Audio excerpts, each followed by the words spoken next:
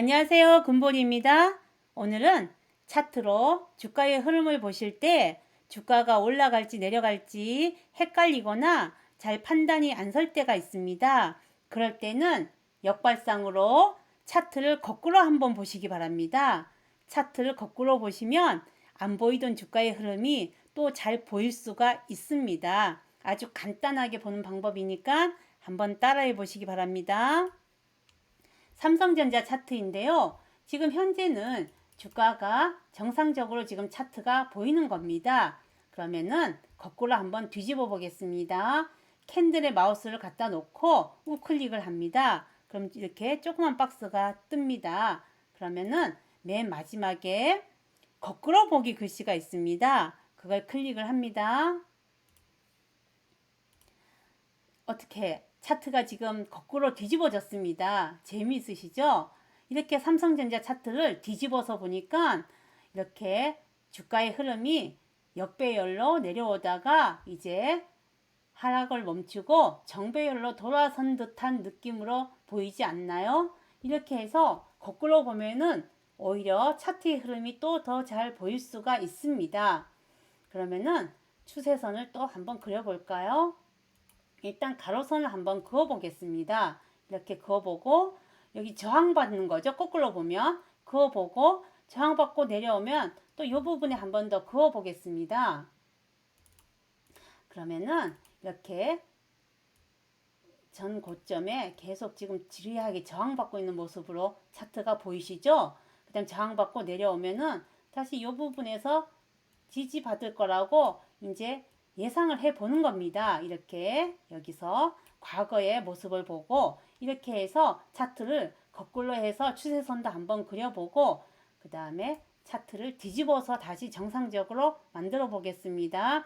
캔들 우클릭을 하시면 아까 거꾸로 보기에 체크가 되어 있죠. 그 체크를 해제하시면 다시 정상적인 차트로 돌아왔습니다.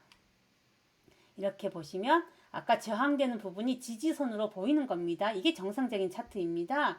이렇게 해서 차트를 안 보일 때는 뒤집어도 보고 거꾸로도 보고 이렇게 하면서 차트의 흐름을 보면 어떤 때는 거꾸로 보시면 더 잘 보이는 경우가 있습니다.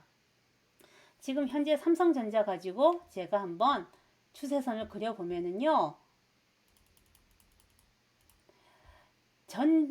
저점, 그죠? 과거에 전 저점에서 계속 지리하게 박스로 행보하는 모습으로 보입니다. 이렇게, 그죠? 계속 여기서 주가가 행보하는 모습으로 보입니다. 박스권으로. 그럼 제 예상에는 이 박스권에서 계속 지리하게 움직이다가 이평선들이 지금 장기 이평선, 중기 이평선, 그 다음에 단기 이평선 모두 수렴을 거쳐서 이제 정배열로 돌아서는 부분까지 지리하게 캔들이 횡보하다가 이평선들을 하나하나 골든크로스 올라타면서 주가가 우상향으로 틀지 않을까 하는 예상을 한번 해봅니다. 이렇게 혼자서 차트를 보면서 소설도 써보고 어떻게 주가가 흐름이 갈지 혼자서 생각을 해보는 겁니다. 그리고 추세선도 많이 그려보고요. 그러다 보면 굉장히 실력이 많이 늡니다. 지금 현재 보시면 박스권으로 지금 지리하게 움직이고 있고 삼성전자가 이렇게 보시면 이게 쌍바닥으로 이렇게 올라가지 않을까 하는 예상도 한번 해보고요. 이렇게 해서 그림도 많이 그려보고 수세선도 그려보고 주가의 흐름도 이렇게 혼자서 공부를 많이 해보는 겁니다. 이렇게 흐르지 않을까 하고 예상도 해보고요. 그러면서 실력이 느는 겁니다. 그럼 예전에 알려드렸던 제가 큰 봉으로 올라간 부분이 큰 하나의 봉으로 그저 그려보라고 한번 얘기 드린 적이 있습니다. 그 복습 차원에서 제가 한 번 더 또 그려보겠습니다. 이렇게 주가가 올라간 부분이 하나의 봉이다 생각을 하시고요. 고점에 선을 긋고 저점 부분이죠. 여기 저점, 그죠? 저점 부분에 하나의 봉으로 올라간 부분 전체적으로 하나의 봉으로 이렇게 그립니다. 그래서 중간 허리선 부분에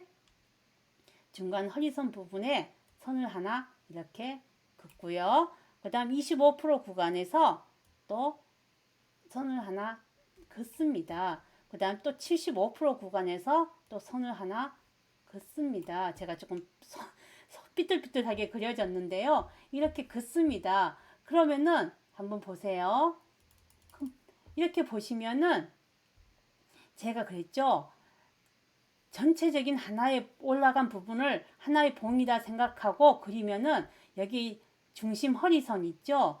중심 허리선 부분에서 대부분 반등하고 올라갑니다. 이렇게 그 근처에서 반등하고 대부분이 올라가고 큰 악재가 있는 다음에야 큰 악재가 있으면 뭐 이 부분까지도 내려올 수 있고 이 부분까지도 내려올 수 있지만 이런 경우는 거의 드물다고 보고요. 거의 여기 중심 허리선 부분에서 턴하고 올라가는 경우가 많습니다. 차트를 돌려보다 보면은 이렇게 보시면 되고요.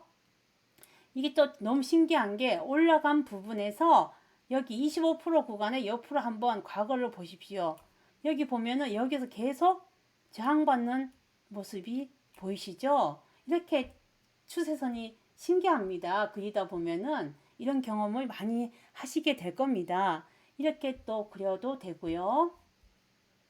그 다음에 또 어떤 분이 마지막으로 댓글에 추세선을 그린 후에 이거 저장을 어떻게 하냐, 다른 종목으로 가면은 이 추세선이 지워진다, 저장하는 방법에 대해서 어떤 분이 댓글에 남겼더라고요. 제가 그것도 간단하게 알려드리겠습니다. 예를 들어서 대각선을 추세선을 제가 한번 그려보겠습니다.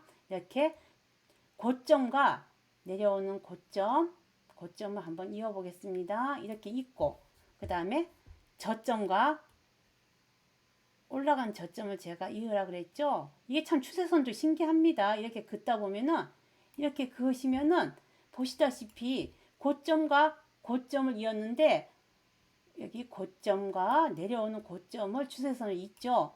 잇다 보면은 그걸 이렇게 돌파했을 때는 이 추세선이 이제 지지가 됩니다. 이렇게 지지받고 있는 모습을 보실 수가 있습니다.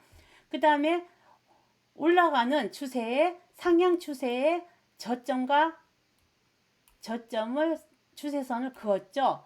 그었더니 그 부분에서 또 저항받는 모습을 볼 수가 있습니다. 이렇게 추세선은 뭐 누가 뭐라는 사람 없습니다. 이렇게도 그어보고 추세선은 정답이 없습니다. 그냥 꼬리를 포함해서 그을 수도 있고 몸통을 기준으로 그을 수도 있고요. 이렇게 저렇게 그어 보시면 이게 굉장히 많이 도움이 됩니다. 그러면 이렇게 추세선을 긋고 이걸 저장하고 싶으시면은요. 지금 일봉에서 추세선을 그었는데 주봉을 갔다가 옆에 주봉이나 월봉이나 다른 봉을 가셔요. 다른 봉을 갔다가 다시 일봉으로 돌아오면은 이건 이제 저장이 되는 겁니다. 그 다음에 이 추세선을 지울 때는 또 마찬가지입니다. 추세선을 삭제를 하고 다시 주봉이나 뭐 월봉이나 이렇게 갔다가 다시 일봉이 돌아오면은 이제 지워진 모습대로 저장이 되는 겁니다. 아주 간단합니다. 오늘은 이렇게 차트를 거꾸로 보기에 대해서 또 설명을 드려봤습니다.